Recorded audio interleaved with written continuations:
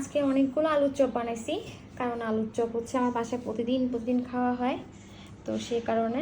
আর দেখেন আমি আলুর চপগুলো কিন্তু এখানে একদম এই ডিমের মধ্যে দিয়ে আলুর চপটা আমি এভাবে খাই একদম। এরপর একদম ব্রেড গ্রামসে দিই। আপনারা আলুর চপটা কোনো সময় ব্রেড গ্রামস দিয়ে খেয়ে দেখবেন, অনেক মজা।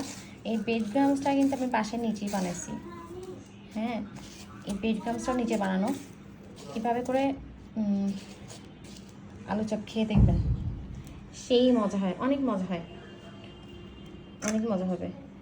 আলু আলু আবার আমি আলুর চপের মধ্যে যে আলুর সাথে যে পেঁয়াজগুলো আছে, ওই পেঁয়াজগুলোই কিন্তু আমি ভালো করে রান্না করছি, যাতে 4-5 দিন থাকলে যাতে কোনো ধরনের স্মেল না আসে। কারণ কাঁচা পেঁয়াজ দিলে অনেক সময় অনেকে স্মেল আসে কিংবা ভালো লাগে না খেতে, কিন্তু রান্না করা পেঁয়াজ দিলে হয় কি এই আপনি 4-5 দিন খেতে পারবেন।